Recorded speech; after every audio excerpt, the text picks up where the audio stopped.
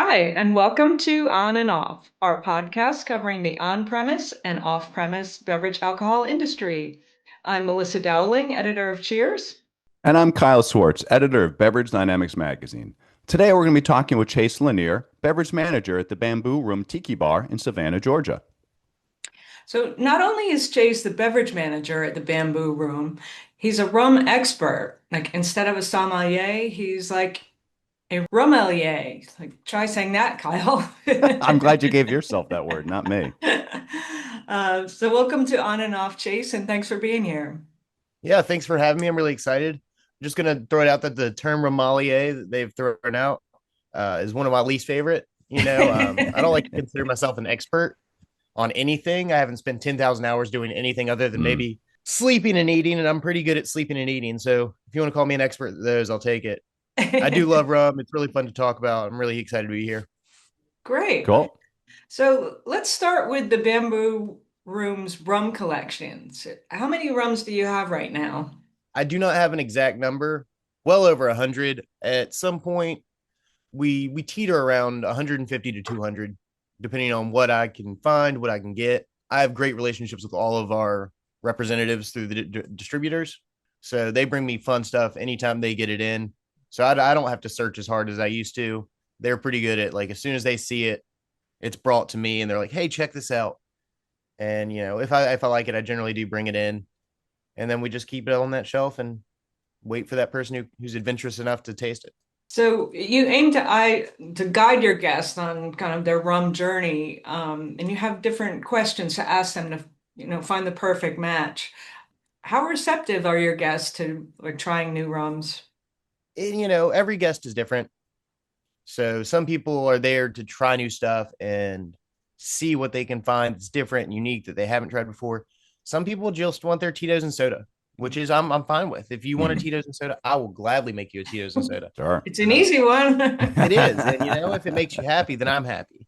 But most of the time, Exactly. when we're guiding people into rums, a lot of times I have them ask like, "Oh, what do you like? What do you drink?" And I always guide them. I'm like, no, no, no. It's not about my tongue. It's about yours. Mm. Like, what do you Mm. like? What do you drink? And they always fight me on it at first until I say, well, I drink well tequila neat. Do you want a well tequila neat? And they look at me like I'm a monster. And I was like, this is why I asked, what do you like? And then we can start talking about, oh, well, I normally drink bourbon. Well, then let's Mm. go look at these rums. One of my favorites there is the Panama Pacific. Mm. It's an easy sipping rum, has, it's aged in ex bourbon. So it has that bourbon quality to it. And a lot of times, if I put it in front of some people, they wouldn't even realize it's rum compared to Yeah. bourbon. Some people are more adventurous and looking for other things. If they're tequila people, sometimes I'll steal them toward like a cocktail with agricole rum. So it's got some grassiness, but there's a lot of stuff. It's really just, and that's why I say it's all about what do you want? What are you expecting from your drink? What do you want to taste? Do you want something unique and weird and different? Because I've got plenty of those things. If you want something comfortable or something just barely out of your wheelhouse, we got that too. And then, if I can get them to open up to me about what they want to drink, then we can always get them something they like. Is there one category in particular where you see more crossover? I'm just guessing maybe it would be whiskey and bourbon just because those similar Whiskey and sweet bourbon, notes. 100%. Yeah. Everybody thinks that, rum is, when they think of rum, they think Captain Morgan, they think Yeah. Kraken, they think these mainstream, which, nothing wrong with that. Captain Yeah. Morgan has its place because it's done it. But a lot of people just don't think of rum as a versatile spirit. And it's really one of the most Yeah. versatile spirits. There's Totally so agree. many different, I can give you 5 different rums and none of them are going to taste remotely the same. But bourbon and whiskey is an easy one. Bourbon is obviously they use that barrel once and they sell it off. So all these companies are able to get those barrels super cheap. So there's a lot of companies that are finishing an ex bourbon, whether they're Yeah. telling you it's ex bourbon or not. So that's the easiest probably to venture into. And then tequila is a weird one, but like I said, it's because it's become so popular, it's been easier to shift people over to some stuff, especially if I'm doing it in a cocktail, because it's easier to mask some of those weird qualities of rum, but it still gives you that feel. A lot of whiskey people went into tequila, so I was always wondering whether rum was their next stop in the journey. So I think that makes sense as well. Yeah, 100%. And then I mean, even with tequila, you're seeing a lot of those are using some ex bourbon barrels to Yeah. age it, to give them Yeah. some unique characters, give them more flavor and distinction. And then again, open into that bourbon market, which is historically a market with a lot of people with deep pockets, right? Yes. Well, you said deep pockets, and that brings up one of the things I wanted to say as well. Is like rum is so much more affordable than any other spirit, or at least I feel like. I guess it's been a minute since I bought a bottle of rum, so I don't know whether those prices have crept up as well. But certainly bourbon, whiskey, tequila, those prices have crept up a lot. Whereas rum, I feel like, is relatively affordable compared to those two spirits categories. I'd agree with you there. Rum's definitely still cheap, but you look at bourbon, you look at tequila, the same thing really happened to those spirits is they blew up in popularity. And then it's like, well, we age these and there's only so much juice that we have for each year. So like, well, if people want it, the price is just going to go up. Yeah, And so, that happened with bourbon a while back. And I think the market cooled down a bit on it, but why drop it a bunch of money when you don't have to? It's yeah, still an aged thing. It's still, limited on how much you can make in a year. And now tequila, I read an article about how China starts diving into tequila and that drives the prices up because, yeah, you've got more and more people getting into it. And that's a whole country that's like, oh, this is an awesome spirit. And they love it. And now, there's only so much made and that drives that price up. And rum's just not there. Rum's also made so many other places. mm, It's not as limited as your tequila or your bourbon to where you've only got so many that there's so many great rums out there that are these tiny little distilleries pocketed in weird parts of the planet. I think a lot more being produced. And there's, like I said, so much variation. When I think bourbon, I think of one thing. When I think of tequila, I really think of one, maybe two spirits or notes. But with rum, I can sit there and there's so much different stuff going on that I don't think can't say it's not gonna see a price hike like it, but I don't see the one being as steep as the tequila or bourbon because there's just not the limit to it like there was on those. very well said. And that brings up something else I want to say about rum. It is made in so many places, on so many islands, and so many distilleries under so many sets of rules or lack thereof of rules. Is that something that perhaps holds rum back? Just because it's all over the map sometimes, and there is no like one guiding. Like bourbon has very specific rules, tequila has very specific rules, and they're made in very overall specific places. Whereas rum, and this is coming from someone who loves rum and loves the variety in rum the same way you do, but we're talking about the broader consumer now, not the folks like us who are just in the weeds by working in the industry. The broader consumer, are they confused by this? Because, like you said, like they could drink a rum agricole and then drink like the world's smoothest rum back to back and be like, these are the same thing, same category. I think it is one of the things that scares people. And like we said earlier, people have a connotation in their head. Even still, like with tequila, it's like you've got my father's generation. When I say, "Hey, you want tequila?" and in their head, they're thinking Jose Cuervo, and they're like, "Ew, no." And then I'm like, "No, no, no, have this." And they're like, "Oh, hold on, stop, stop, stop. This is tequila." And then they again opens that conversation. Yeah. And I think that's there with rum. I just think there's not as many people that are excited about it. And the more people that do get excited, I think will open up. I can't say that the diversity is what's holding it back as much as it's just pre-connotation more than anything. Yeah, the Mm. reputation in a way. At the risk of sounding like one of your guests, what are some of your favorite styles of rum or locations for rum production? It's going to depend on the day and my mood, when I'm doing menus and stuff like that, I'm really looking for something that's going to make the drink pop. Whether that's, in this drink, I want to use agricole because I want the grassy and the funkiness. And even then, I might be, I'm going to use an agricole and then maybe I'll use a spiced rum or a pisco or a tequila or bourbon and split those spirits. I love using gin with rum because it's funky and weird and people aren't expecting it. And everybody's like, oh, I hate gin. I hate gin. And then they taste it and it's like, oh, wait, I like this. It's like, yeah, you like gin. You just never had it before in a way you like it. And we do that with rum all the time. My personal favorites, I'm going to throw a couple out there, just kind of picking and grabbing out the air. Right now, I'm huge on Oxbow, which is a rum agricole out of Louisiana. It's a woman run farm and distillery. It's super awesome. It's got great notes of like grass and funk with that local sugarcane off the Mississippi. A huge fan, small company, really tasty stuff. Like I mentioned before, that Panama Pacific out of Panama is a super great rum, very well priced and just really tasty and hits those notes of bourbon and spice that a lot of bourbon drinkers like. So it's really easy to introduce people to and sip on and have a conversation about. Of course, Foursquare has always been good and easy to showcase. I'm trying to think of some others that rum. I'm going to talk about agricole rum a lot because I love it. It's Mm. fun, it's different, and generally where it's done with so much passion, and you can really taste that in it. Like Rum JM, everything I've ever gotten from them has been super delicious and thought out. It's not something that I feel like they're just pumping out ethanol and like, let's put out rum, let's put out rum, let's put out rum. It's like, no, let's make sure this rum tastes good. And it's always the same. And they do a really good job with that. What are you seeing in terms of rum cocktails? What's been popular? I've done a bunch of stuff over the years, so I can't say there's a trend in rum cocktails that's super popular. Obviously, tropical and fruity is an easy note there, especially with our tiki bar. That's a huge note that people look for. But even with our main floor at Sorry Charlie's Oyster Bar or our rooftop bar at the Neon Fish, we have some rum cocktails up there and we do some different notes. I've got a strawberry old fashioned that's made with some Hmm. select barrel rums that's slightly sweet, but still super tasty. And if somebody didn't tell you it was rum, you probably wouldn't realize it. One of our biggest sellers right now is called the Maiden's Revenge on our tiki bar. It's a blend of Papa's Pilar rums. And then we do a juice blend, which has like 7 or 8 juices and a couple other ads and here and there. And it's just really a fruity, juicy cocktail. And that's, it gives people that itch. It's refreshing. It's not overly boozy to where you're like, oh, drinking 2 of these, I'm going to be done and my night's over. You can have a few of them and they're still delicious. And you don't necessarily realize how much booze you're drinking with it. That is a thing with a lot of rums.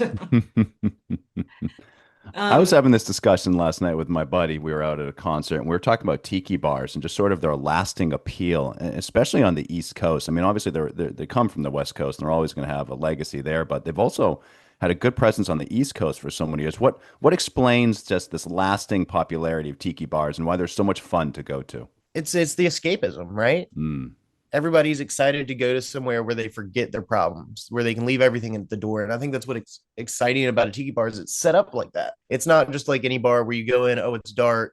I don't know what time it is outside, like a casino.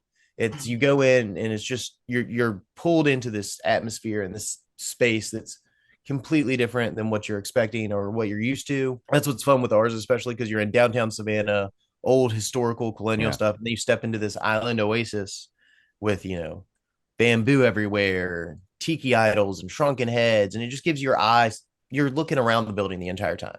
You never just stop like, oh, I've seen everything in here. No, you've never seen everything. There's always something that's missing. We love to show stuff like that. We've got little crabs that are hidden out throughout the bar. So if somebody wants to venture through and try to find them all, one of our old managers who used to work there, he at one point had really long hair and had lost a bet, and they chopped off his man bun, and now that man bun is hidden on a skull somewhere in the tiki bar. So it's always fun, especially for employees that know this guy because he's still around town. He's super awesome guy. Like, oh yeah, did I you heard his grow it man bun back can be out? around. I'm like, oh, you got to find it. You got to find the man bun. And they're like, is that it? It's like, nope, that's not the one. But it's fun stuff like that. I think that keeps people coming back. Again, it comes to good hospitality too. You go to a tiki bar and you get taken care of in a crappy way where people aren't Mm. smiling and happy. You're not going to want to go back there just like any bar. But with tiki, it's fun, it's laid back, it's easy to give that good service because everybody's casual and happy to be here, and we're happy to take care of everybody. So I think that comes through, and I think that's part of the reason that they can last so long and that they have that consistent appeal. Yeah, that's what my Yeah. friend and I came to the decision. We called them mini vacations, like you said, the Yeah, escapism. exactly. It's Yeah, just I like, oh, mean, I live here in Savannah, but I want to be teleported somewhere else. It's a great place to go. Mm. You would never especially, I expect to mean, walk out into the Savannah streets. right, right. I mean, and we think of tiki as kind of summery just because it's warm everywhere, but it's in the dead of winter in the Northeast that I really want to escape and just go somewhere, with tropical drinks, idols, and just have some fun, just bring some summer to your winter. Well, Mm. exactly. Like you walk in there and it's like, no, it's summer now. I'm warm in my head, so I'm warm on the outside. And then you Yeah. walk outside. So crap, it is still winter. But I feel good. That's Yeah, right. I'm nice and warm inside. So, I mean, you probably have an advantage being a tiki bar when it comes to rum and rum drinks.